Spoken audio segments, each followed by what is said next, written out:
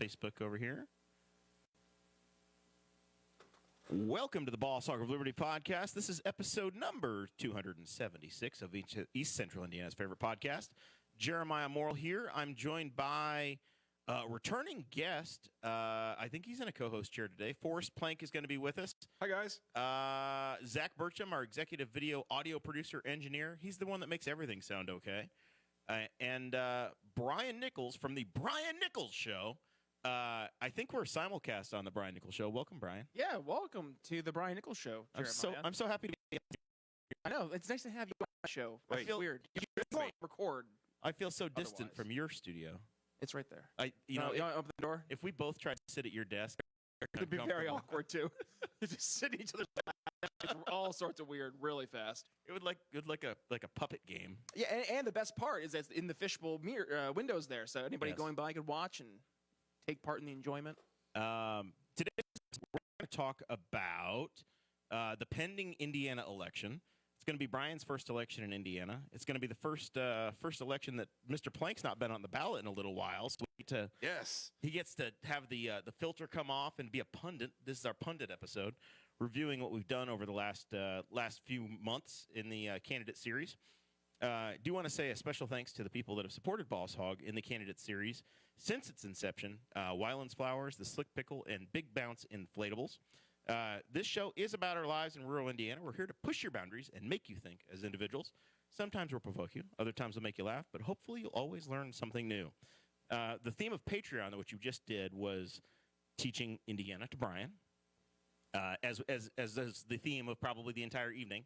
But we're going to have Brian share with us what his opinions are and what he's learned. And he's got the fresh set of eyes. He's got this political experience, but he's a brand new Hoosier voter. So I know he's been listening and texting me back the next day, asking questions about all of these episodes. And I said, there's something here. This is going to be a fun ride. And Forrest is one of the most thoughtful people that I know in the community. Listen, Brian and I are in sales. You're going to accept the premise. Okay. Are you familiar with improv? Yeah. All right. So it's yes and. So we just go yes, and yes, and great. Yep. And we're just building up Forrest and his.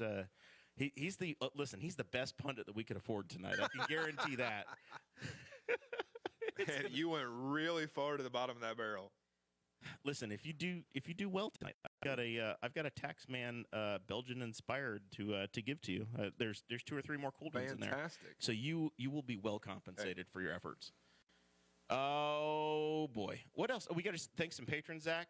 Is that what we normally do? Sure. I wasn't sure. Is my mic even on? I was like, if I missed something, did I zone out for a minute? But yeah, thanks to Patreon people. They're the ones that keep the lights on, the heat on, the air conditioning on, whatever you're going to use today, because it's the Midwest, and so I think it's AC right now. Yeah, it feels like air. It feels like air conditioning. It was hot today. It was like 72 in Indiana. Weird. You get if you're a Patreon member, you get to see or you get to watch and listen to the Patreon only little tidbit we did before this. And if you're at $50 a month, you get your name mentioned. We haven't done this already, so I'm assuming Christy Avery, who's kind of the wall house mom from Fort Wayne. She keeps an eye on everybody and keeps people like. I just forgot his name. Man, never mind. She keeps people in line. You got Jonathan Phillips. Wait, it's fun. It's fun. Let him describe it, and we're going to try to guess. He's the guy I just found Jeremiah Morrill shirt in his dresser. Chase Payton in line, because she likes to make fun of him because he's a Bears fan. Jonathan Phillips, who's been trying to sell Jeremiah a truck, and despite General Motors' efforts to not accept such thing. And then Anthony Meyer, who him and his dog are just all over the country, blowing up differentials, but keeping things moving so that we can have stuff in the stores to buy with the money, even if it's costing us a lot of money to buy the same stuff we used to buy. So we got to thank those people because they're really keeping us nice and comfortable. And then we got the candidate series sponsors, Wyland Flowers, The Slick Pickle, and Big Bounce Inflatables, who got us through the candidate series. It was fun. It was interesting. There's at least one of those episodes that we're going to hear about for the rest of our lives, and we thoroughly enjoyed it. That was an eye-opening episode to Newcastle politics. Did it have to do with law enforcement? That was obviously the earth-shattering county commissioner's race, where Joe and Steve just went at it over potholes and kept us all thoroughly entertained. If anybody missed it, or they feel fogged in the elections that we were able to cover, please go back and feel free to watch those videos again and tell your friends, because some of them might take the signs down their yard if they watch some of those videos. But yeah, thanks to all those folks, and thanks to Wyland's Flowers, the Slick Pickle, and Big Bounce Inflatables for sponsoring the Canada series and each and every year that we have it. So we've talked the county council races, the county commissioner race, sheriff. Last week we had the Democrat candidate Nan Pohl for state representative. We had The other guy. We had I'm so bad with the names. I'm so sorry. Dr. Ron. we had Dr. Ron for state senate. Yeah, him. That's right. Okay, yeah. The problem is that nobody can pronounce his name correctly. That's But Dr. Ron. But it has some. It's Itnire, because I think it's close to Pontiac Spitfire. Okay, yeah, because that's not how I thought it was pronounced before the episode. So He it's said Dr. it- Pontiac. I had to listen. Dr. because Pontiac. I couldn't make it last week. I was in quarantine. Nar. And he said his name. I was like, that's not how I thought it was pronounced at all.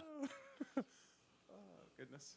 And then we also had some statewide folks, U.S. Senate and Secretary of State candidates that came through as well. So Brian, you've watched all of these. You've listened to these. What's your takeaway to start this conversation? So I think the context of Indiana politics is fascinating to me, because I lived in predominantly blue areas my entire life. So I grew up in northern New York State, which, I mean, yes, it's a red area, but blue state. I mean, we had George Pataki, but okay, it was George Pataki. And then, pretty much my entire life, though, it was always Democrat-controlled something. Moved to Philadelphia, same exact thing. Democrat-controlled everything. When you have a Republican as a governor in New York State, they're It's very not. left liberal Right. Republicans. And Yeah. when we have a statewide elected Democrat here, it's a very middle. very moderate Joe Right. Donnelly Which was style obvious listening to candidate. like the last episode, gentleman's name we can't pronounce, and then Nan. Like hearing them, even though there was a lot I disagreed with Ron Entire. him, there was a lot I disagreed with, but I was still like, oh, they're not as traditionally toxic as a Democrat that I'm used to out on the East Coast. And I think the context, but also like the context also for me to learn more about the Republican Party out here is important, because like You have aspirations right, well, I mean, for something, I don't know if it's necessarily for something or to help. for Like, involvement of some yeah, sort. like, Not 'cause- necessarily put your name on the ballot. Yeah, But which I mean, to be in the hey, that process. might be an option down the road one day too. I wouldn't necessarily say no to that in the future, but like I obviously want to get to know the area first and get to know folks. But like from a strategy, There's nothing standpoint, better than putting your name on the ballot to get to know the area and the folks. you're knocking on a lot of doors that way too, and I'm sure you get chased off a lot of front steps. But at the end of the day, I think one thing that I really did appreciate though was hearing the reframing of how politics is kind of approached here.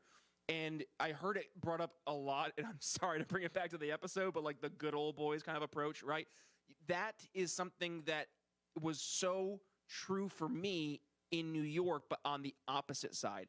I think of, hearing Sheldon Silver back in the day. He was the speaker of the assembly for New York State there for like, I think 30 or 40 years. And now he's sitting in a jail cell because he was corrupt as the day is long. And he was part of that traditional good old boys club. And I mean, same school of camp like the Cuomos are from. So you see that mentality in the Democratic Party in New York, because it has really become an established like mafia-like kind of mentality. And you just get that naturally when power consolidates. So I think that's also speaking to why the Libertarian Party has been finding such success out here versus some of the other states that I've gone and spoken to, because there is a desire for an alternative, specifically, I think, on that right side of the aisle. And I guess, it's just for the longest time, it's always been the red team and the blue team. And now the gold team's kind of come to the table, which is pretty cool to see. And frankly, that's what I try to do at my show, is to help sell that team and get them better, but also to sell the Liberty folk into the Republican Party. And I think it's an interesting context to see where we're at here in Newcastle versus where the political parties have been, where I've been from. So yeah, it's been fun though. Like to be in this environment though versus out east, I'll take this 10 out of 10. my takeaway with the state legislative candidates,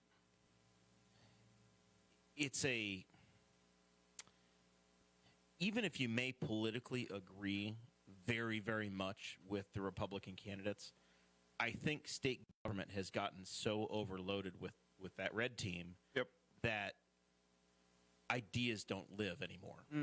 You've got such consolidated power now because there's a supermajority in the Senate, and where it's like 80-20. Like your minority party has maybe 20% of the head count in the Indiana State Senate, and maybe 30% of the state representatives that they don't have to show up. So whatever goes in the Republican caucus, therefore whatever the governor's office wants or the speaker wants, is the bill that's going to come through. So that's where I'm struggling. And there is no libertarian candidate here. As you're looking at your options on the ballot going into this year, Henry County we only highlighted one of the three races, the state representative candidates. We got redistricted, and Henry County's got three different state reps that are going to represent us based upon what township you're in. But the vast majority of it is at District 54 that Nan Polk and Corey Criswell are in.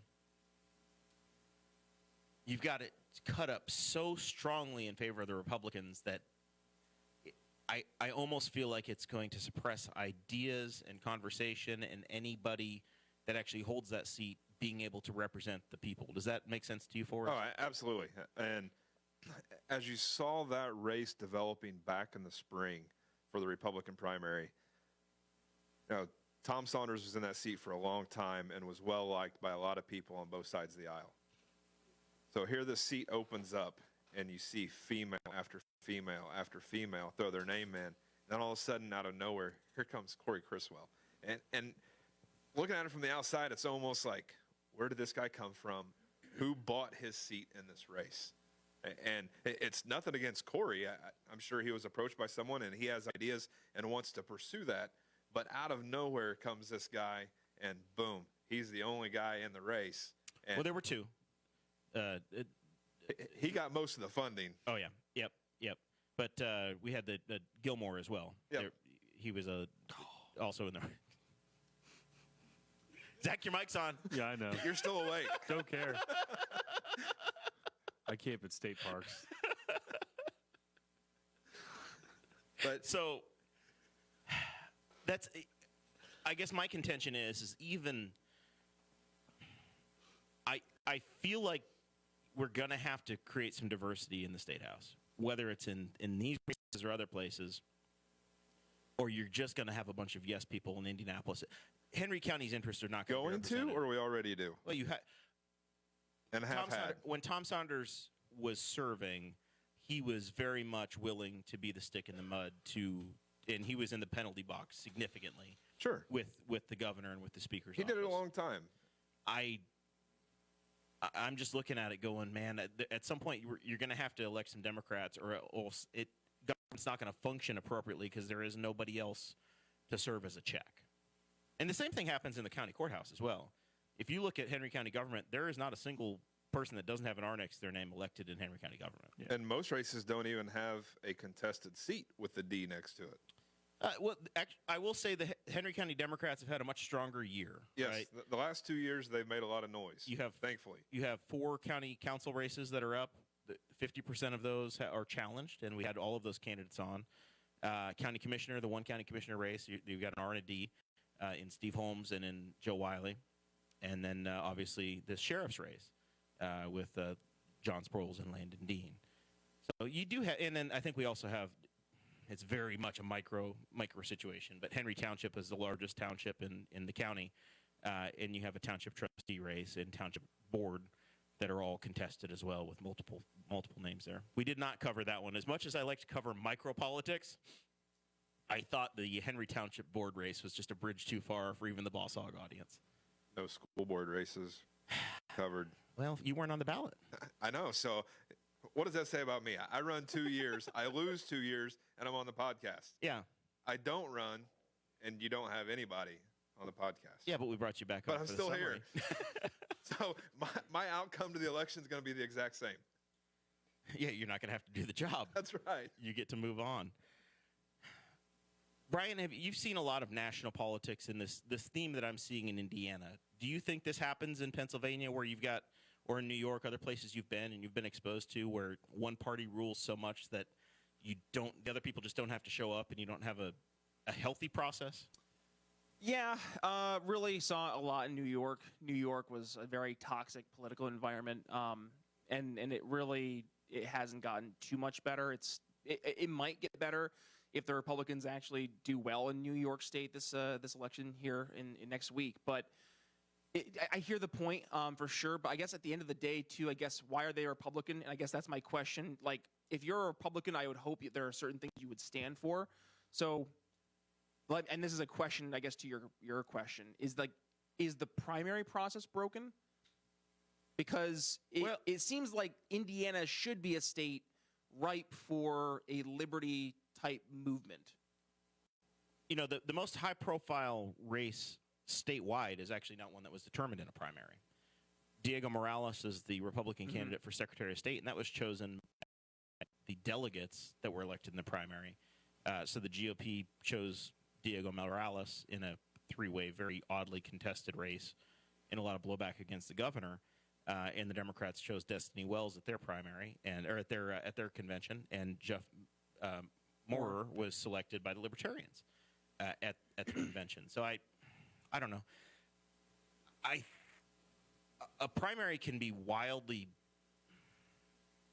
I think the House District 54, which is the most diverse primary we've seen in our area in at least a decade, you had trouble for anybody to find their own lane. How many to people actually differentiate. ran for that? There were 8 candidates. That's nuts. 8 candidates. And what were they running on? Like, what were the top issues? Republicanism. It was the hot button at the time. Guns. Abortion. Yep, abortion. Religious freedom. That was it in the spring. So now fast forward to the fall, and you have inflation. What was the last flyer that I saw? But nothing that I saw in the spring on a flyer Carried over. showed up in the fall. Interesting. Because it's not the hot button anymore. Well, you're trying to whip up a different base, right? You have to just be a generic good Republican. Yeah, they were trying to out-Republican each other for the primary, and then now you're trying to potentially steal votes from somebody who might be like more moderate. So yeah, The other thing that happened is that this is the first race after redistricting as well. So you have brand new territory, brand new communities that aren't necessarily in step with each other. So you had voices from different pockets. You had some Shelby County candidates, you had some Rush County candidates, you had Henry County candidates. And they kind of pulled people from their area. So I think that's just how you got to where you are, and how Corey Criswell ran a phenomenal primary. He picked a plan and he dominated it. He had a ton of backers. Yep. And a lot of local backers, where a lot of his contestants in the primary, a lot of their money came from out of state. So he had the local support. Yep. So here's the question I have for you, Forrest, and for you, Zach, and for you, Brian. Do any of these races that we've covered excite you? Do they intrigue you to where you say, hey, I've heard some stuff or heard from candidates that make me want to go out and, have you been inspired, I guess, by anything in this process? I've been inspired to get involved, if that answers your question, because I hear areas that we can maybe bring new ideas to the table that just haven't been approached before. And I think partly because it kind of goes into when you get into any specific area, whether it's New York, Philadelphia, Indiana, you get surrounded by people saying like similar ideas and bouncing same ideas off each other, but like having different context from different areas, I think actually does bring a lot of value to the table. So that plus, what I do for my show as well, I've had 600 plus shows now, and folks from all over the United States, all over the world for that matter, and hearing specifically the things that work, not just in business or in politics in their areas, but specific policies that we can actually bring to people that maybe we can have success outside of the political process to help solve a lot of the problems we see, and to get more community partners involved in the private sector to help solve a lot of those issues. So I think partly like the answer to the question, I know it's a little weird because like there wasn't a episode in particular I was like, oh yeah, I want to go vote for that person. but more so like I hear areas that things like I hear problems that are being identified or consistent issues that are being identified and things that maybe we could do differently to help make those issues less of an issue that don't need to be solved from a political means. Am I making sense? Yeah. Yep. I guess what I'm looking for is excitement at any of these races. The sheriff's race, I come back to it, and just ignoring all of the crazy accusations in the theater. That it was definitely entertaining. that happened in that episode. But I think you do have two very different points of view and people that have their own ideas. Where with John Sproles, you see that he wants to have a very professional sheriff's office, and he's identifying, hey, there's stuff we've done wrong, and yeah, I will say, like in that case, like yes, John Sproles, that one episode I really was listening to, like I guess I empathetic very much with the business perspective that he brought to the table in that world. So I think just that kind of an approach, regardless of who the candidate is, that's needed. We need to have people who are taking things more seriously but bringing fresh ideas in instead of saying, here's how we should use an old, outdated political process to solve an old, outdated political process. Yeah.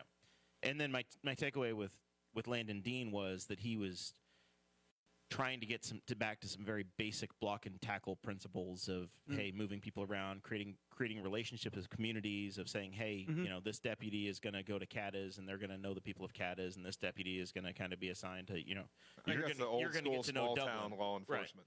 Right. Yeah, and you're going to know the people of Dublin, and if they have a problem, they're going to have somebody to call and know that they've got somebody they can trust, and I think that resonated well. I think that ignoring the theater and I contend that if you run a nasty campaign, you create voter depression, and people aren't going to turn out and participate. But I think those were both issues that voters actually can get behind. At the county level, I think it's going to be the most interesting race to see what happens. Absolutely. So for me, I look at the District 54 race and the excitement that Nan Polk brings for me. And you mentioned I've run twice. I ran for school board, so that is something that I'm passionate about. And she's a retired educator, and she's passionate about driving our educational system in Indiana forward. And that's what she tends to race upon. That and childcare. And looking at a local level, the economic impact of childcare that we have, she realizes that and realizes that we are in a childcare desert. And if we can improve our childcare locally, then that can draw economic development in terms of people being available to work. If there's childcare available, we may see companies relocate to the area, which then improves the tax base, which then provides more funding to our broken school system funding formula that we have in the state of Indiana. So that's the one that excites me. Yeah. And then that you get to the fundamental question of, okay, yes, we've identified that this is a problem in our community, and then it becomes, is government the one to fix it, or how effective are they to do it? Who's Brian? You're going to be a new dad. You signing your kid up for state-run healthcare, daycare, or dentistry? State-run anything? I'm going to try to avoid that. Yeah, that's my philosophical problem with it. But at the same time, as I said, while I may not politically agree with Nan, I also know that, damn it, if we don't have voices like Nan's in the State House, what Corey Criswell thinks isn't going to matter, because I'm not convinced that in the first 2 to 4 to 6 years he's going to have any ability to have any voice for our community at the State House, because it's going to be whatever the hell the established He's going to be want. drowned by the rest of the red. Yeah. So let me ask this for you. I'm curious what your perspective is, because you're kind of maybe I'm learning your kind of role in our political world. Are you like big into libertarian world at all, or no? So are you I'm Switzerland. Okay, perfect. So like what's your perspective on the Libertarian Party? I think it is the middle of the road for both parties. That the last few years we've seen such polarization, whether you're a Republican or a Democrat, that you're defined by this extremism, that the libertarians are standing in the middle waving their hands saying, hey guys, look at us, this gold line here in the middle. We're a little bit like you and a little bit like you. Come see what we're all about. You can speak both languages. Yes. If there was a libertarian, let's say, running in that state race, would you consider them as a viable option versus the red team or blue team, as like saying, hey, if we can get enough people behind this candidate to actually be a different voice in the Capitol, like would that be a viable means, do you think? Absolutely. I think that. Unfortunately, I think there are way too many people in our state and our country that identify by that red R or that blue D. Mm-hmm. And historically, District 54, this is maybe only the second time in the last 14 years there has not been a Libertarian candidate in that race. 10 years ago, when it was redistricted as a two-way race, I ran against Tom. I've worked on town campaign. I've been a friend of Tom's. I've run against Tom. I've worked on campaigns that Tom, opposition to Tom. It's a small town, and I was at his retirement ceremony, right? And he's a good friend of the show and a good friend of the program. I got 27% of the vote as essentially a protest candidate, and I put the effort in. I knocked on a hell of a lot of doors, and we did the work. We've seen in a three-way race, it's a 12 to 15% number. You've had some very strong yellow cards pulled. But it's and we're going to get into it later. Straight ticket voting in Indiana is a big part of the issue as well. I want to learn about that. All right, so let's talk about how you vote, what happens. So there are some unique items in Indiana voting, Brian. It's your first time. Have you voted yet? No, are you going to go? No, I'm going on Tuesday? election day. Going to the art center. There's 12 different locations. That's one of the places you can go. You can in Henry County. We have gone to a vote center model. Okay. So the ballot is available for you at any of the polling places. So anywhere that they're taking ballots, you can go. So you could go to Ivy Tech. You can go to the Art Center. You can go to the American Legion. There's any number of them. A couple of churches in town, and then further out in the county. So 12 locations. 6 a.m. to 6 p.m. on Tuesday, Eastern time. So 12-hour window. Don't show up at 6:01 or you're shit all luck. You're done. But they've also had early voting. So 30 days in advance of the election, they say no more registered voters. We've capped our pool, and you could go to the Judicial Center, and you could cast a ballot. Or now they've got I think the Ivy Tech Vote Center is actually open a little bit during the day. Started and on the weekends. So people can cast their vote then, which is, I suppose, a good thing. But it's almost a strategy deal to me, and I wanted to hear from you guys as well what you think. I always like to keep my vote until Tuesday because I don't know if something happens this weekend and I've already cast my vote. We're done. Yep. Like I can't take that back. I can't roll it back. If new information comes out, if a candidate gets arrested for drunk driving, or I think Abdul says I got to say this right, or it's going to be offensive. Getting caught with a live boy or a dead girl, I believe is that the old line, Zach? I'm not sure. I haven't heard that. I don't want to offend anybody. I'm not going to touch it. I mean, it does kind of feel like they're trying to get your early vote the same way like if you walked into a car dealership and the sales guy runs up, throws his arm around you, and directs you to this car. He doesn't want to see you see any of the other cars. Don't look anywhere else. Just look right here where I'm telling you to look and do what I'm asking you to do, and then we'll get out of here. And you'll be happy, and I'll be happy because you're ignorant. You didn't know what house was going on behind you. And like in the one case, some of the races with stuff going wrong for candidates, there is stuff going wrong. Like there are controversies that are being investigated and kind of brought to light in the 11th hour. But how much is really going to change though between me voting, say, this Saturday and something? I mean, if you're in PA, Tuesday, John Fetterman could have another stroke. But the same thing is true that if you something could come out on Wednesday and you're stuck with your vote. But you've got till the last minute to make your decision.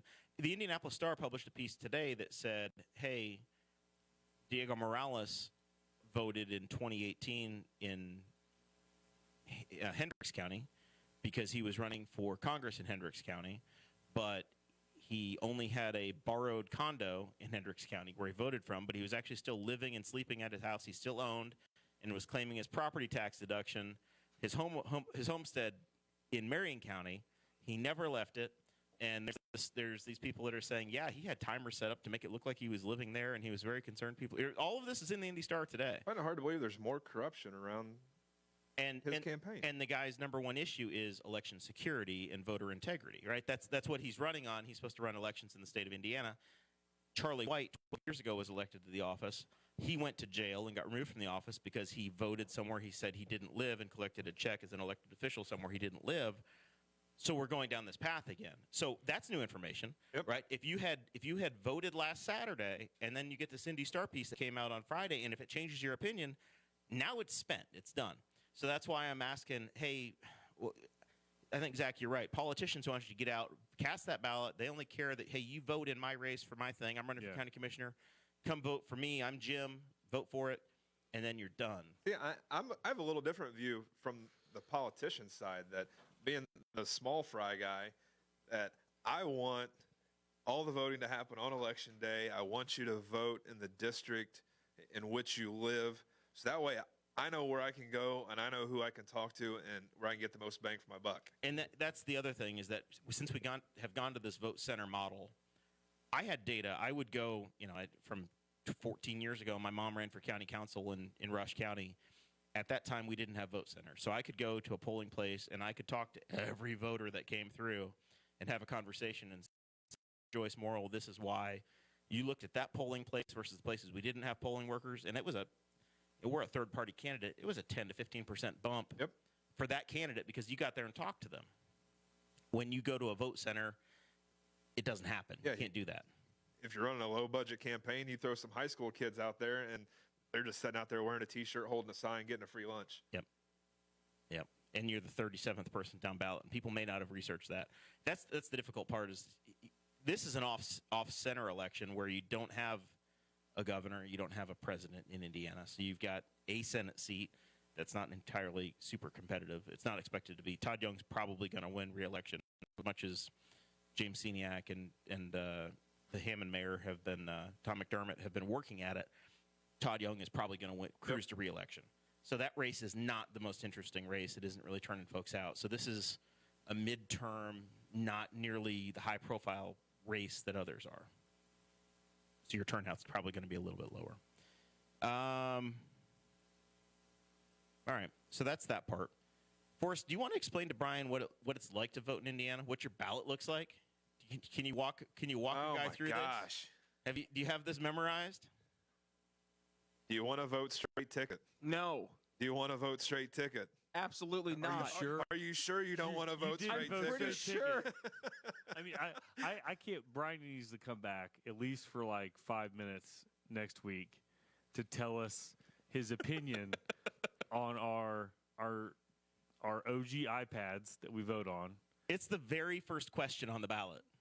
But the hand slapping, the digital smack across the face. Hey, you didn't vote straight ticket. Like it. You forgot. You forgot. You left something empty. Like When there's the red X that comes up and says, you've made a mistake. yes, you have made. Yeah, it is. No It's- shit. Yes, it is. Wow. It's frustrating to see how straight ticket oriented our voting software is. Like whoever did that, I don't know if that was their intent, but it sure comes off as Because we want you to vote straight What ticket. happens is it's treated like every other race. So on our ballot software, the first question you're going to get is pick a party, Republican, Democrat, Libertarian, or you can skip it. So if you skip it, it's going to give you an error, just like if on the next page, when you get to U.S. Senate and you say, I want to skip it, it's going to say, whoa, whoa, whoa, whoa, you did not make a selection, Mr. Nichols. Go back and pick your candidate if you wanted to vote in that. So it does move the number. Now, if you go ahead and select somebody and you say, you know what, today I feel like I'm on Team Donkey, so I'm going to choose that chicken. I think the rooster was the Democrat rooster, which I didn't know was a real thing, but it's their ballot item. It was invented in Greenfield. I know that because if you drive down 40 in Greenfield, there's a big old sign that says this is where we invented the Democrat cock, and it was right. That's the Bill Clinton's favorite. I like that chicken. It's right there by Riley Park Monica's favorite. and Riley Park Tire. I'm not making this up, folks. So you choose that little Democrat chicken, and then you go to the next page and you can say, actually, I as much as I would on the Senate thing, I wanted to vote for I don't want to vote for Tom McDermott. I'm going to change it, and I say Todd Young's the guy. So then that's what they call scratch voting, and then you can amend it by hand on down the ballot. But what happens is that they get to, I don't know, what's about the fifth race down on your ballot over there? You get a sample ballot, Mr. Forrest. Let me see. Fifth race down. U.S. Representative District 6. Yeah, so by the time we said, hey, are we voting for Cindy Worth or Greg Pence, you're like, I'm done. By the way, Screw it. I can't. Are we sure that that's Greg Pence? Because he looks just like Mike Pence. I'm not convinced that they're not the same person. Well, I've talked to Greg Pence 0 times, and I've talked to Mike Pence many times. When Mike Pence was our congressman, he was the easiest guy to get to see, get to know, first-hand basis, no problem at all. He knew my face. All you have to do is I've go to the never- Brock cookout, and Greg Pence is going to make an appearance. I've never met Greg Pence in my life. I've never seen him move. I've seen pictures of him. Although I did see, so hilarity. His voice is on ad this time. He's ready to serve again. It's on the billboards. He posts our congressman. I believe this is maybe going to be his last term. I've heard rumors that this is it. He'll get his pension after this, and he's going to move on. But if he's reelected this time, that will be his 6th or 8-year term, and he'll be done. 6 or 8 years he'll serve. He normally shows up at like some luncheon at 2:00 in the afternoon, and there's some super secret mailing list that gets 50 to 70-year-old retired folks to show up and come eat somewhere. And he was at a place that was selling pork tenderloins. It was a bar, and it had the spooky sign up that said "Keep Out" behind him. That was the only campaign signage. Was the big thing, and maybe it was for Halloween, maybe it was Border Patrol, I don't know. But it said just this sign that said "Keep Out." Greg Pence for Congress. I thought it was hilarious. Brian doesn't seem to care. I saw the picture. That's good. Yeah. Yeah. All right. Greg Pence. Greg Pence or Cindy Worth or Work. honestly, write in. There's some sort of and I've not looked. There's a write-in candidate. You have to, if you want to write in a candidate. This is another teachable moment. You have to find the actual write-in candidate's name, and you have to type it into the computer exactly as it appears. So there are write-in candidates, And you have to apply to be a write-in. Yeah, and you have to be approved and be on the list. Really? So you can't just be like no Mickey Mouse or You Kanye. can't show up and say Jeremiah Morrill. There are Oh, wow. official declared write-in candidates, but you have to write them in. So you will have, if you want to choose the write-in candidate, you have to select write-in and then type in Brian Alfred Nichols the 14th or whatever you are. I don't know. 14th. I don't know what generations there are. Jesus. 14. You may have come They were around going the back boat to that way. like colonial England? Yeah, All right. Brian the 14th. All right. So what else? We're working our way down the ballot here. Normally Dakota's here, so I'm doing this a lot by memory. I'm sorry I suck as a co-host. Oh, you're doing fine. You're doing fine. All right, so scratch voting. This is where you're an expert. We have the nonpartisan race, Yes. the school board, because everything The is partisan. underrepresented We on the have ballots. If you want to be a judge, you have to be a Republican, Democrat, Libertarian, Green, whatever. If you want to be a prosecutor, same thing. Those are all partisan. But that school board, that's a mystery. Yep. So, It's not- question, because there's no primary. You just go on down Yep. and write your name down and say I want to run. So I don't know. If you vote straight ticket, does it error out if you don't select a school board candidate? There would be no candidate selected, so you would just undervote the race. That is unfortunate. So you want people to have to say they're Democrat or Republican to run for school board? That's your No, solution, no. or is it get rid of that straight ticket thing? Follow suit of the other 43 states and get rid of the straight ticket. All right. So what does a school board member do? Why would they be nonpartisan? And how I know when I look at my ballot, it says I have 2 candidates that are inside Yep. and 4 that are outside. Yep. Does that mean that those 4 people have to stay outside of the meetings? What is it? What is an inside and an outside? So if I go back to your first question, what does a school board member do? There's a big misconception between what they do and what they think they do. A school board member has the responsibility of hiring and firing a superintendent, making sure that the budget is in line, and making sure that they're complying with laws. And really, that's the extent of a school board member's responsibility. This time they had to decide if kids wore masks. I mean, it's That not was mask. other duties It- has to sign. It is not deciding which coach needs to be hired or fired. It doesn't dictate, hey, this kid should go to this elementary school. That's all the responsibility of the superintendent and his staff. But unfortunately, in a lot of school districts, it's backwards, where the superintendent is so fearful of the school board because they can obviously say, yep, you can keep your job, or no, you can't, that they tend to turn into yes men. And it's really unfortunate because the superintendents should be the leaders of our school systems. So what's inside and outside? So in Newcastle, you have the inside seats, which represent inside city limits. So you have to reside within city limits. And the outside seats means you still live within the school district, but you live outside city limits. But the twisted thing is everyone in the school district votes for both inside and outside. So how many people serve in each of those? One? Oh, so there are 2 inside seats, 2 outside seats, and an at-large seat in Newcastle. So this cycle, there are 2 inside There on the ballot. 2 on the ballot. And do we get to choose 2? You get to choose 1. We choose 1. Yes. Because So they're offsetting terms. You've already Yes. got people in these seats as well, somewhere else. So when the at-large vote shows up on the ballot, which is off cycle this time, they actually don't take office until a year following the election. So that way you don't have more than 50% turnover of the board at one election cycle. Okay. So we're teaching Brian about his ballot. So he's going to he lives inside city limits, but that doesn't matter in this case. That is correct. He's going to No. choose one of those 2 people that are on his inside ballot. Yep. And then there are 4 names on his outside, and he gets You to got to choose one. One of them, which is the same. So it's very similar when we do our county commissioner. We had Joe and Steve on, and they are Northern District. They have to live in that northern third of the county, but everybody votes. It's exactly the same way for the school board. Yep. See, we're learning tonight, Brian. Interesting. All right. So as a guy who's tried to run for school board, what should a voter be looking for? Who's tried to? I ran for school board. Okay.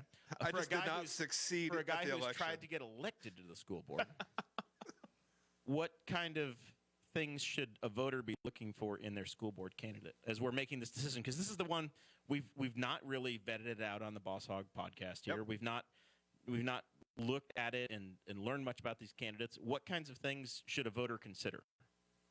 A lot of it is their background, the diversification. What are the principles that they're running for?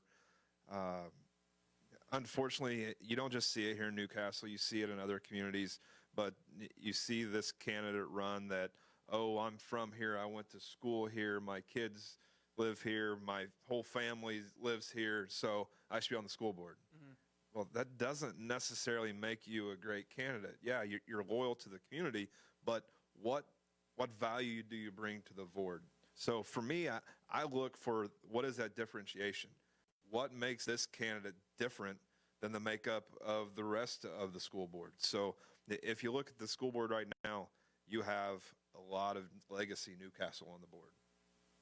I ran as an outsider, and I didn't bode well being an outsider. It's just a tough climate that there's a lot of loyalty within Newcastle, and the name recognition carries a lot of weight here. But for this school board election, the inside seat, you have an educator who lives here but does not work for the school district running against one of those legacy Newcastle family names. The outside seat is where it gets really messy. You have 2 retired educators from the district. You have an incumbent who's been in the seat for 6 or 8 years.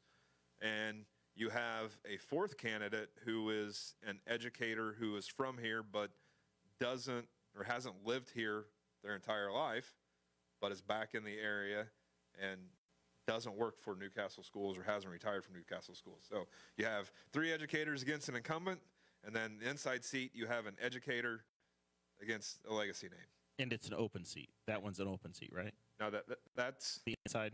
yes, the inside seat is an open seat. Yes, so that the former occupant of that seat resigned his role earlier this year, and he's now the athletic director at the high school. Very interesting to watch. All right. So we talked about, do any of these folks excite somebody to vote? Zach, what motivates you to vote? Do you have a perfect voting record? Are there Are there years where you say, the hell with it, you're a government employee, you just get to take the day off and take a nap? I voted every time. Not a lot of the races excite me. Some of them are depressing, honestly. Some of them coming out of the primary, I was like not super excited. And well, you want to talk about depression. You're losing an hour of daylight this weekend, too, so good luck.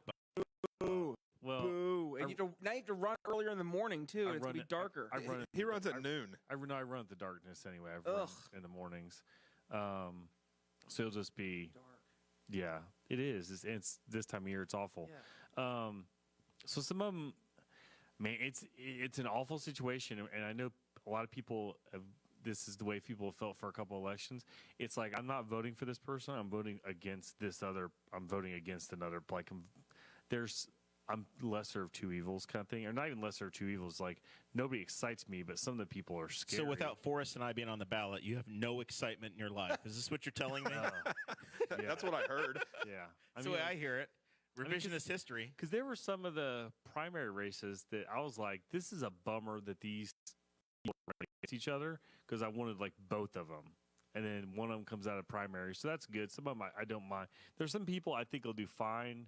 And because of the makeup of this county and the straight ticket stuff, I'm like, well, they'll be fine. They'll get elected. Some of the other ones you just drive around and you're like, some of the people voting, I don't know what their platform is, because despite working in this show, they didn't come on the show. They didn't take an invitation. And I can't find anybody to tell me what they actually think they're going to do. So those aren't fun races to like be trying to figure out what their platforms are, but you can't really figure it out because they don't want to tell you what their platform is. Shannon Tom is watching, and he's in the chat. He's running for County Council District 3, and he says, come on. Doesn't get any more exciting than the County Council District 3 race. What's your defense to that, Zach? You don't live in County Council District 3. No, I don't. And neither do I. Neither do I.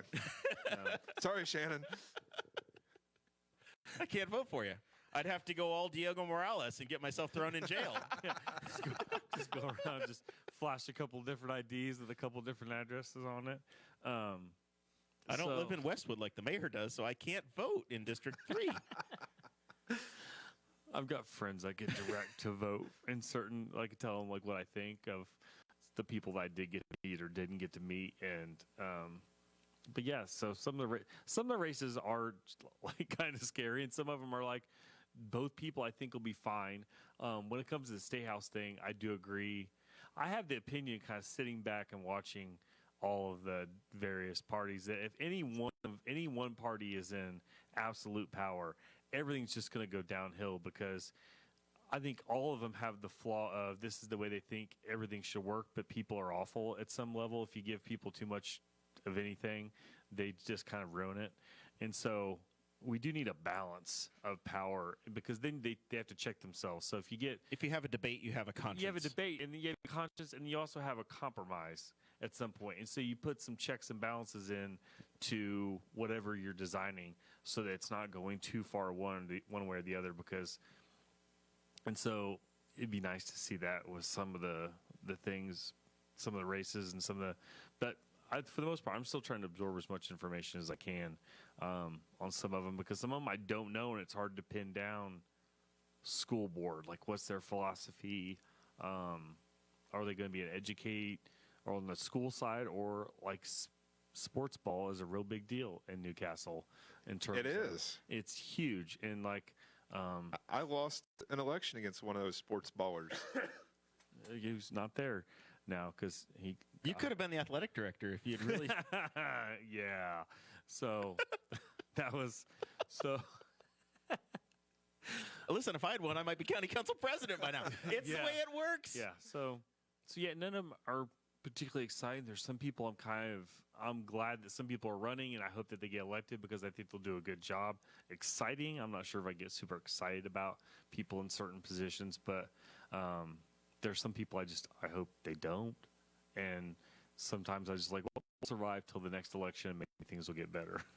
So, Zach, you brought up a great point about not knowing the platform that the candidate's running on. And I'm sure Mike can attest to this as a former candidate, that as soon as you put your name on the ballot, you start getting phone calls or emails from whatever media outlet saying, hey, what's your contact information? I want to send you a questionnaire. And everyone I got, I thought, great, here's another outlet for me to express my opinion and demonstrate the platform that I want to campaign on. So we obviously have a local newspaper that they reach out to. You have the information from the League of Women Voters, the Vote 411. So now,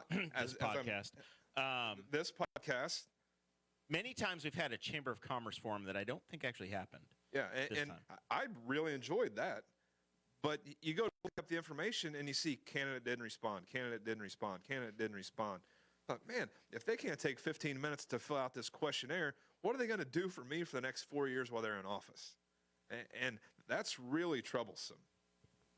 That's where we have this conversation about having to apply for the job. And the part that's so frustrating as a voter and as a, I don't know how the hell, a member of the media or a curator of this, trying to foster these conversations for the community, when you can't get a candidate to participate, it's wildly frustrating. And then it's even more frustrating when you know damn well that the numbers are in that candidate's favor, that if they just do the submarine strategy, like Greg Pence invented, they're probably going to scream right on through. Yep. And it's going to be just fine. Because if they don't say anything, and they have no flaws. Yeah, they can hide from the voters. What inspires you to vote, Brian? Just pure duty? Are you going to vote Tuesday? I'm absolutely going to vote. You're going to go? Yeah, for sure. Make sure you have your government-issued ID with an expiration date. I got it. Yeah, my new Indiana license. Don't worry. I'm good to go. I'm just warning you about the perils and pitfalls of running. It can't be any here. worse than voting in Philly, right? I don't know. Hope not. You will be much safer waiting in line to vote in Newcastle. Guarantee that. Guarantee. In Philadelphia, I figured they just get bussed in from Delaware. I didn't know. Likely, yeah. The lines, Jersey. The lines would tell you that. But no, what motivates me, so at the end of the day, I see a country, I see communities that just need a very, very different way of doing things. And I personally think that and it doesn't have to be the Libertarian Party, but the Liberty movement has the answers to a lot of the problems that we see right now. And I want to see a community, starting here in Newcastle, that we embrace more of those solutions. So being able to go out and help bring candidates who can bring those solutions to the table, or heck, again, going even beyond that, if we can get folks to bring solutions to the table outside of the political infrastructure, let's do that, because then we don't have to have the fighting of who controls the power like Zach talked about. Instead, the power just becomes obsolete because we're solving the problem ourselves. And I mean, much more empowering for us to know that we can sometimes do that stuff ourselves. So being able to give us the ability to do that easier, I think is the number one thing that pushes me. So much optimism. Ayo. Gotta bring it. Any motivators to you to show up and vote? Well, one, I think it is a civic responsibility. So I'm going to just go ahead and put that generic answer out there. But two, because we have there are people in the liberty movement that think voting is violence. Vehemently disagree. And they just so won't go, stupid. and they won't do it at all.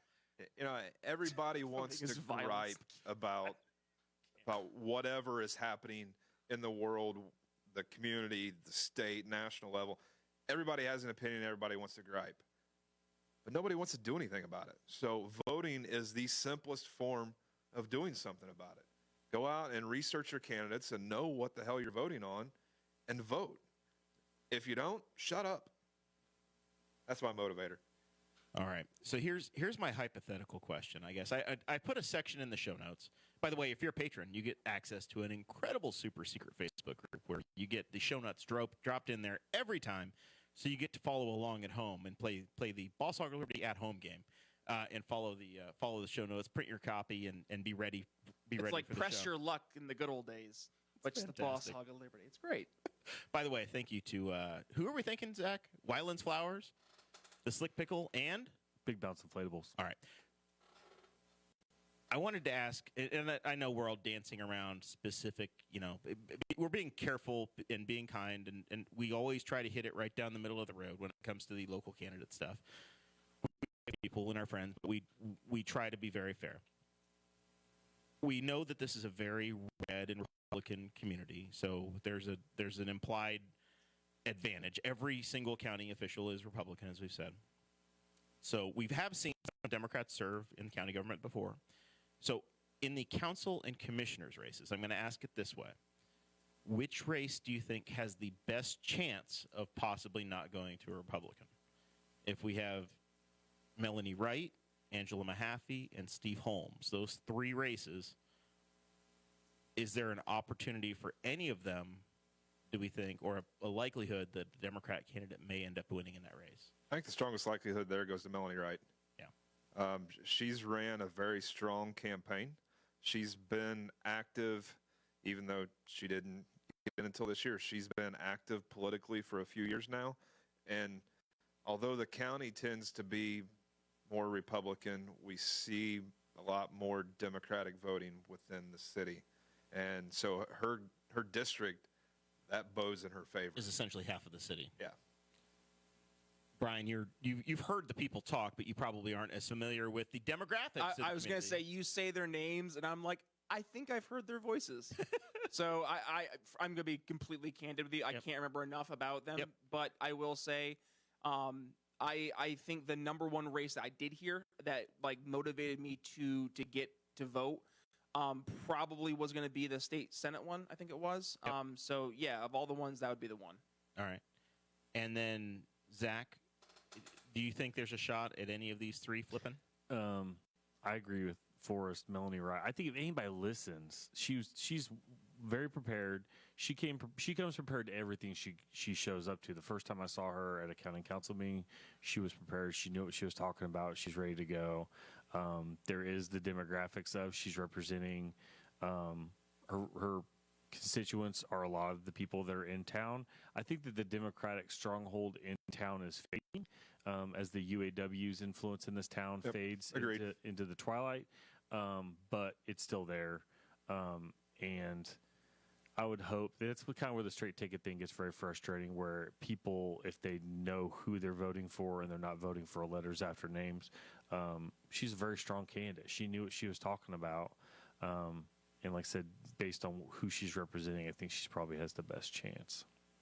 Yeah, I think that, and Brian doesn't have the advantage of knowing history, but you're going to. You're learning, and you're still learning. You're learning at an incredible pace. Been here 10 months. Give me some credit. Chad Mallicote put so much effort in 4 years ago to win that race, and he defeated an incumbent Democrat who had been on the council for a decade or more in Robin Reno Fleming. And Chad worked tirelessly every weekend to pick that seat up.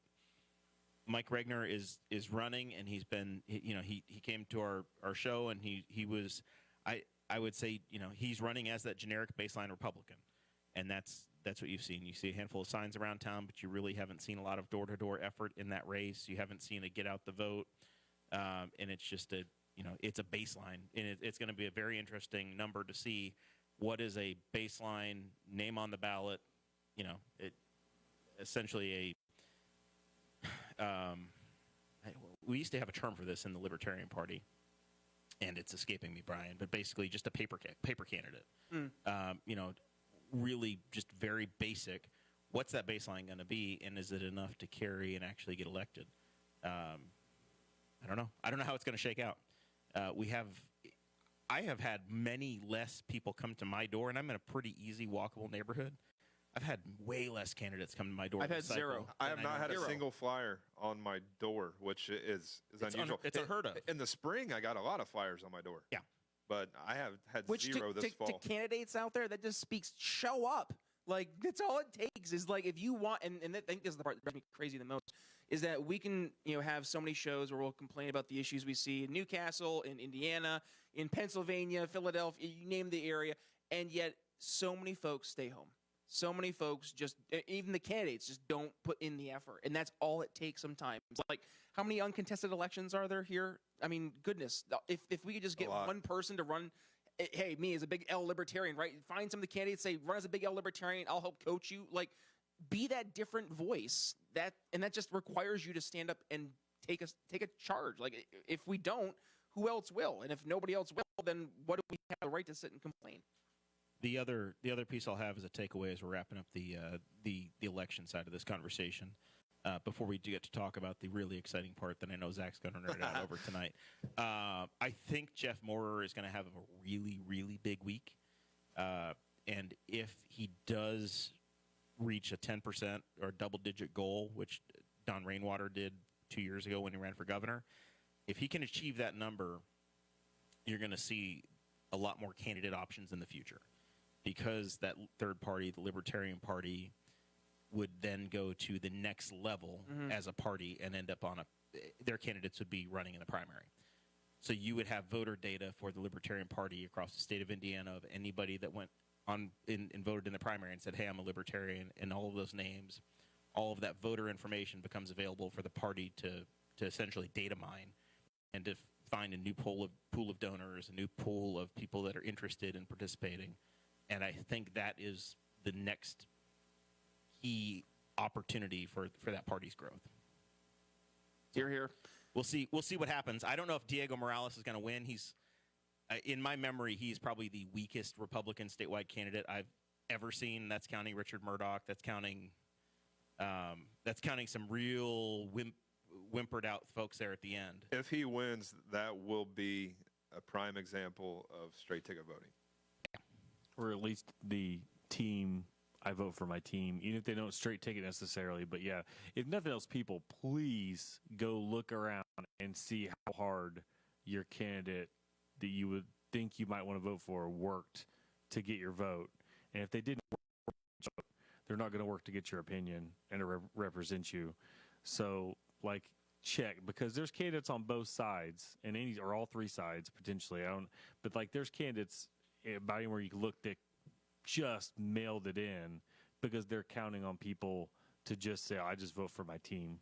And so those people aren't going to represent you. So, like, go out and find their platforms and find how much work they put into campaigning, because that's how much work they're going to put into representing you. But, regardless of how much work they put in, there's going to be winners in the election. There's going to be losers. If you look at the ballot, there's going to be more people lose the election than people that win. And at the end of the day, they're people, they're humans just like you and I. And it's tough to step up and say, yep, I'm willing to go serve my community. I'm willing to go serve my state. I'm willing to go serve my country. Put my name on the ballot and let me face all the public ridicule you're willing to give me. How long did it take you to recover emotionally after your most recent race? Not your last race, your most recent race, Forrest. I don't know. Some people say I'm a pretty jaded individual, so not very long. But it does. It takes a toll on the individual. It takes a toll on the individual's family, on their friends, because it's stressful. It's grueling. It's exhausting. And it's really thankless. We sat back here behind some microphones and a camera and talk about what's good or what's bad about the candidates. But, I'll walk out the door and I'll still talk to them like, oh yeah, they're good friends. This is, if you're willing to have a conversation around this table and you've put yourself forward and come on the show, we're always going to be friendly with you. We're always going to have a relationship with you, and we're always going to be appreciative that people are willing to put themselves forward. Yep. And hopefully that our audience and the community understands that we appreciate talking to everybody. We've had the absolute farthest left and the absolute farthest right, and all left here as friends. Yep. So for those of you listening, when you're out Tuesday, if you see a candidate out, or even after the election, even if it isn't the candidate you voted for, because it does take a lot. Yep. And slip them $20 too. Damn, it costs money. Those signs aren't cheap, and they don't vote. No, they don't. No. And a lot of times I've been pretty well convinced that my signs have been in yards of people that didn't vote for me, because I looked at voter returns and there weren't that many numbers. Yep. Your sign was in my yard, and I didn't vote for you. You're awesome. Well, now we're getting to the heart of the matter. Because I'm not Diego Morales. You didn't live in the district. All right, Zach. Big motorsports weekend just happened. 5 million people watch motorsports in North America. We're a political show, but we're a we show. What we're interested in show, and we like racing. There's no secret about that. If you're watching the live stream, you see a lot of racing memorabilia up in the background. You've heard from folks that are at racer.com. We've had our friend Kyle Robbins in here. So big motorsports weekend. What happened? Every 12-year-old kid was vindicated by a move that Ross Chastain made at the end of the Cup race, where they were at Martinsville, which people know is like a paperclip track, so it's a kind of a short track, pretty flat, and he just decided that he was going to try a move that he had thought about for a long time. He just put the car into the wall intentionally and just rode the wall wide open all the way around and passed like 6 cars. Brian, did you see this? I did. This even made It's Brian's Comical. radar. It's comical, isn't it? Yeah. It makes everybody, every little kid in your soul go, yeah. It's like you're playing a video game. Honestly. So you said every 12-year-old kid. No, this is everyone who ever played a video game Oh, yeah. as a 12-year-old. Oh yeah, or now I still, Say or a 32-year-old or a I 32-year-old. still largely drive that way when I So play the video inner games. 12-year-old. But he apparently, so and in doing so, at the very last minute, he passes and gets himself into the championship 4. Did he bump Denny Hamlin. Denny Denny Hamlin. Hamlin and passed Denny and beat Denny Hamlin to the finish line by feet?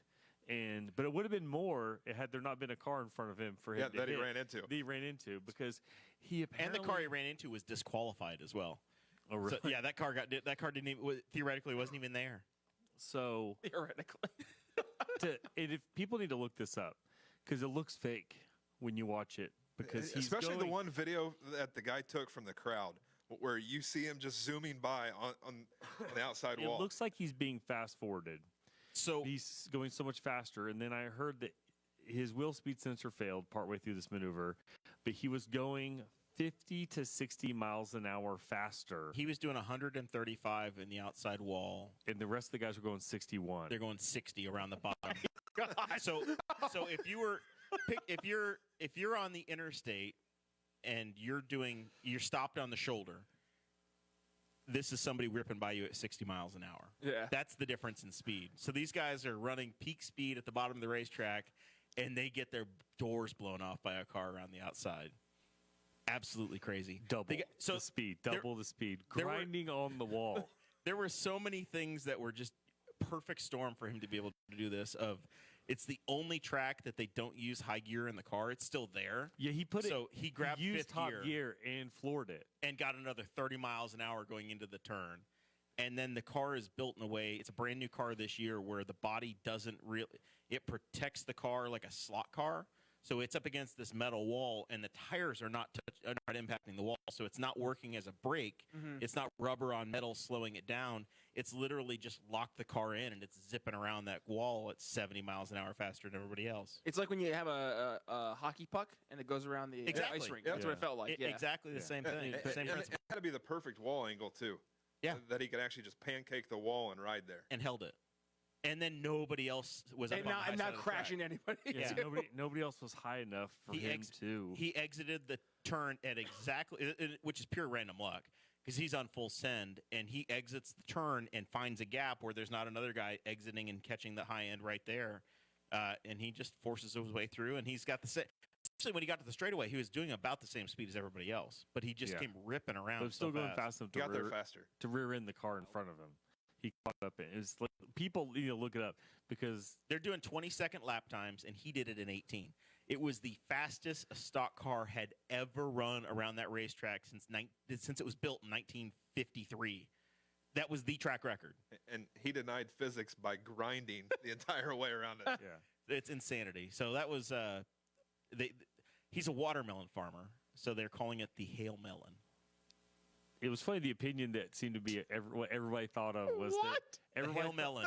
Hail melon. everybody thought it was the greatest thing ever, but then they all agreed that they never want to see it again.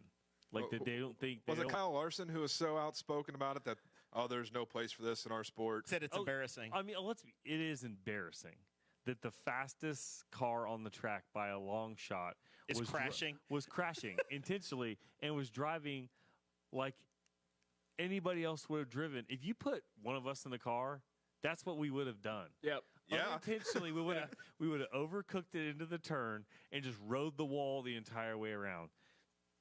A professional race car driver did it, and had there not been another car in front of him, if he would have been in like fourth, he would have gotten a top 5 finish out of that. Had that invisible disqualified car in front of him not been there, like it was.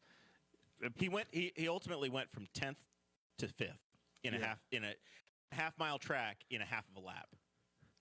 He passed 5 cars. Going into turn 4. He only needed 2. Yeah, he only needed to pick up 2 positions, and they literally radioed to him coming off turn 4, like, "Gotta have 2. You gotta pass 2 cars," and he's like, "Hang on." Old my It's dear. the Leroy Baggins back World of Warcraft. It's- Anyone? it was- Yeah, Leroy Jenkins. Or yes, Leroy, yes. Leroy Jenkins. Yeah. Sarah Did I said say he, Leroy Baggins. I Oh my don't know. God, my brain just broke. yeah, It's late for Brian. You know. Sarah, I know you've been looking at your watch 4 times over there. I'm well aware. You of know it. how I be. I'm well aware of Brian's. 420 Brian is very sleepy. Man, listen, we don't talk about. We have not yet legalized weed in Indiana. Not that 420. 420 a.m. Jared. I know you're an East Coaster, but come on. No. Have you 4:20 listened to- a.m. Have you listened to our interviews with the prosecutors and the sheriff's candidates around here? You got to keep this Are you shit telling me under I should wraps. vote for Landon Dean? Is that what I'm hearing? No. I think we heard that opinion from them on the show. It was. Yeah. Yeah. That was an opinion that was heard in the show. We did hear that. So if that's your number one issue, yes, there are that we've fleshed that one out. Anyway, motorsports. Look it up. Even if you're not a race fan, watch it. It's the most absurd thing you'll ever see in your life, and nobody saw it coming because nobody was talking about it. And then all of a sudden, they see it and they're shocked. Sarah said he is actually Florida man. He just doesn't care. Yeah, full Florida. He's yeah. full Florida. He's actually Florida man. So I'm pretty certain if Elon Musk hadn't just taken over Twitter, that video would be the highlight of Twitter. Oh, it has to be. It was just. I think was it's had like insane. 80 million views or something stupid like that. Oh yeah, it had at least 50 million as of a podcast I listened to this morning. Speed Street, Joey Molinaro's show. They were talking about it, and they added it up all the impressions just on social media, and it was at 50 million as of yesterday. And I haven't got a chance, but there's another podcast I listen to that's just generally car related, mostly sports car stuff. And I saw that they're going to be mentioning that on the episode that just downloaded. So It might be transcends the most sports. viral moment that NASCAR will have all year. Yeah. Ride the curtail of that as long as you can. The coattail. The Hail Melon is going to be it's going to exist for 50 years. Those shirts will be everywhere. Oh yeah. All right, Zach. We're at the time where we do final thoughts. What do we need to know? What's exciting? What's your story?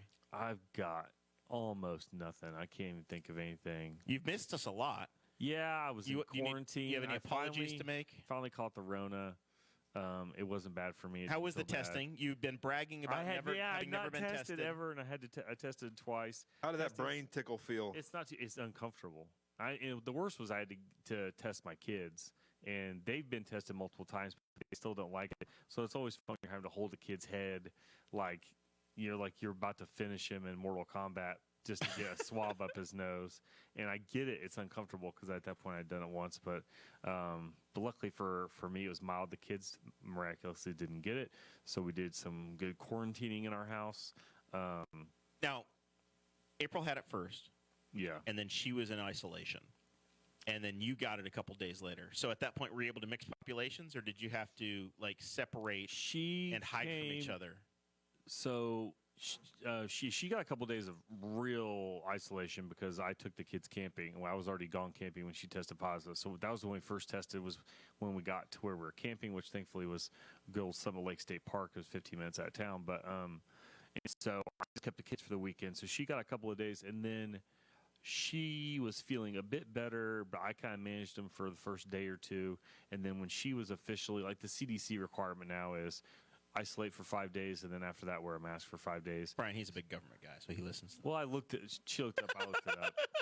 And Wasn't gonna say anything. so around that mark, then We're I more kinda- abusive to our friends than anybody else. Oh, I know. Yeah. So at that point, we kind of switched places a little bit so she could come out a bit more. And then I went upstairs and watched more TV than I watched all year, probably, for 2 days. But I didn't miss any work. I didn't miss a run. I was just tired. You've run every day this year, at least a Yeah. mile. At least, yeah. I have a couple times it was a mile. Mostly it was 2. That was the frustrating thing was I turned 40 on Monday, and Friday I woke up and I had a toe swelled up that made no sense at all. No idea where it came from. And then I stood up from Getting a old chair. sucks. Yeah. What is stood that up- about? I stood up from a chair on Sunday and pulled something on the left side of my upper leg that I could not run on Monday morning. And I was like, this is a problem. 1, it's my birthday. 2, the goal that I decided to do a run streak was it was the most efficient way to get to 1,000 miles for the year. Because I think I was, a couple years ago, I ran myself sick getting to 1,000 miles because I figured I was close, so I ended up bumping up my mileage by a bunch. Last year I missed it because I sprained my ankle and was out for 6 weeks. And so I just happened to look Sunday night at my count, and I'm at 998 miles for the year. I'm due for 2 miles on Monday. It's an off day, so I'm like, oh, cool. I'll hit 1,000 miles on my birthday. I think it was 304 days to the streak, and I get up that morning. I try to run. I get 11 seconds in. I can't run. I know that because stopped my watch, but luckily, with about half a bottle of ibuprofen, I was able to persevere that afternoon and get it in. But yeah, other than that, it's just been. I've just been plugging away, but yeah, I didn't miss a day of running yet. So, Are you going to end your streak on New Year's Eve, or are you going to keep it going? Go for the 1,000. I doubt I got the 1,000, so I'm at 1,000. No, now. 1,000 days. 1,000 days. Oh man, no, probably not. Probably not. Like Jeff Watterson was kind of the one. He said, "Well, I'll tell you who might be at 1,000 is the hardest appliance repair guy to hire in town because he's that busy. Is Daniel Chu. Last I knew, Daniel Chu is on year 3. And he's 4. booked out into December. I was going to say Daniel Chu is. It's harder to find Daniel Chu than it is to get childcare in Henry For an County. appliance, yeah, he's a very. And it's a child care desert. I heard he's booked into December. He's an appliance repair guy and a great guy. But last I was aware, he is coming. He might be in year 3 of his streak, and so he's a little farther than me. But no, I'm probably not going to intentionally take a day off. I usually actually run at New Year's at midnight. Some friends used to have a party. We would go out and run out in the county. Most normal people get shit-faced at New Year's. And my friends which would causes still, some people to run. My friends would still enjoy a beverage or two. And but Zach says, I'm going to go run for a mile. with a group of friends. No, we ran 5K. We ran a 5K in the 3 miles. in the county. But was it a beer mile, 5K? For them, they'd already been drinking, but for me, no. I was just in the couple years. It was. We talk about Christmas wasn't that bad for being cold, but there was a couple years where it was like 5 when we would run, or be close to 0 And you were out there with shorts on, I'm sure. every day. Yeah, You're nuts. yeah, shorts every day. It's just pre-icing during the wintertime. You're just pre-icing your joints, but. So yeah, keep doing that. But I'll probably at some point I'll be like, I just don't feel like running tomorrow, and I just won't run. Forrest Gump. But that'll be I 2023. just quit running. Yep, just quit running. All right, I'm Brian. tired. Thanks for having us on your show. Yeah, that's right. Kind of. I forgot that was a thing we're doing. Yeah. What? You have anything to plug? Any merch to sell? I do. Michael Scott, 2024. I've decided that's who I'm putting my my vote behind. It's going to be your write-in for Congress. Yeah, and if you want to get the shirt, briannicholsshow.com/shop. Use code TBNS at checkout. You'll get, I think it's 20% off, something like that. Other than that, though, final thought would be politics is downstream from culture. So it's important, I think, based on all the episodes I've listened to, that I say we now, I'm collectively part of the community now, right? I'm officially a Hoosier. You are a Hoosier. Woo! So I think it's important for us to focus on changing the way we approach the problems and trying to change the culture first, and then we will see the politics thereafter change as well. So that's my mission. Do you have a big opinion on wind farms and solar farms yet? Because if you're in Henry County, you have to pick a side. I don't know if that here's my answer. Is Didn't that Melanie say that was just off topic? I believe she did tell me that's been asked and answered essentially. Which I thought was hilarious because I'm pretty sure that the Henry County Council has a seat on the board. The only real viable solution to energy independence in the future is one that includes nuclear energy. So I would say So you are pro basement nukes. 100% recreational nukes for everybody. Let's go. Hey, I'll watch this. Yeah, why not? It'd be fun. Can you imagine what Florida man would do with a basement nuke? Instead of shooting the bullets in the air on New Year's, I'll be shooting some mini nukes. All right. So Brian's energy policy is personal nuclear power plants. Hey, you know what? Give it 5 years. Elon Musk will have something for us. The most trustworthy man in America. Okay, we'll go with that. Sure. Your words, not mine. I don't know. I'm just summarizing your summary, Mr. Forrest. Thanks for being with us, man. Yeah. Hey, this is fun, but I will say we're hours into this, and there's a TV over there with football on, It's hard, and it's Game 5 of the World Series tonight. And a Philly guy here hasn't said a single word about the Phillies. I could care less about baseball. And I am a Yankees fan, but I'm repping the Phillies hat tonight because they're playing the Trash Strokes. So go Phils. So you're a little upset over some pitches, some issues. a couple of years ago in some stealing. I thought in There baseball were no trash cans. I thought in baseball you were supposed to try to gain an advantage. So Zach and I are from There are from ways the to motorsports gain world a competitive advantage. where the If you aren't cheating, you aren't racing. yeah, and If you're using if you're getting beat by a team that's using trash cans, then you deserve to lose. the unfair advantage You is are the a trash Penske can. way. Yeah. You could be completely derailed by the Blue Man Crew just setting up somewhere and just going to town. Like that's the level of technology. They're Yeah, the using. Colts band with their trash deal would have ruined the World Series. Like I could just get my kid a to-go box and a stick, and he could just completely derail your cheating scheme by just turning him loose in a stadium. I grew up with Just Bagwell and imagine the Blue Man Biggio and the Killer Bees. And when I was a kid, Jim DeShays from Messina, New York, was an Astros pitcher. So That's right. I've always, and plus their uniforms in the 80s and 90s were absolutely killer. Ron Paul. Excellent. That's he's Ron yeah, Paul rocking in the Houston Congressional Astros Baseball shirt. game was wearing the Astros stuff. So I've always been, I've been empathetic to the Astros, but I also haven't been a baseball fan since I was about 12. So every time I'm like, when the hell did the Astros go to the American League? I'm thrown every time. So it's not exactly like I'm coming from a place of current knowledge. I'd still never admit that I'm an Astros fan. When are you Yankee bastards coming to Houston? That was the greatest bit in the history of Seinfeld. Right? Yeah, Plus they invented artificial turf. the Astrodome was pretty cool. All right. So you're pulling for the Phillies. I am. Did you see the movement on the seismograph? Yeah, I was at Baton Rouge. We did the same damn thing at a Garth Brooks concert this year. When they played Call in Baton Rouge. in But did Baton you do Rouge. it twice? Yeah, I think it happened a number of times. I love how you just completely destroyed the Phillies fans. Like, yeah, so Yeah, what? I We did literally that at a I did- country concert. I did the same thing myself 5 months ago. Suck it. Tell Santa Claus he sucks a little more and throw a battery. Not only is it Jackasses. unimpressive, I was there for the eclipsing event, Yeah. and it was this year. It wasn't even like I literally just did it.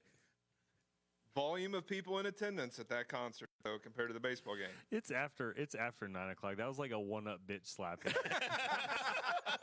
It's like, Oh wow, yeah. Yeah. So I digress. All right. Well, I'm glad the people of Philadelphia have a reason to burn their city down this time, and it's not just a Thursday night. Oh, So God. if the Eagles win tonight and they go 8-0, and the Phillies can wrap it up this weekend, there may not be a city of Philadelphia left.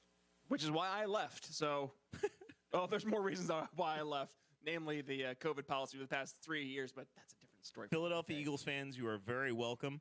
The Indianapolis Colts coaching staff of Frank Reich has been completely decimated. Both of his offensive coordinators are now head coaches in other towns. Your head coach is probably the reason why the Colts suck so badly, and your guy is irreplaceable. So, with that, thanks to all the candidates that joined us. Thanks once again to Wyland's Flowers, Slick Pickle, and Big Bounce Inflatables. Go out Tuesday, vote if you don't think it's an act of aggression. Vote. And we'll recap it next week and see how it all shook out. We'll catch you then.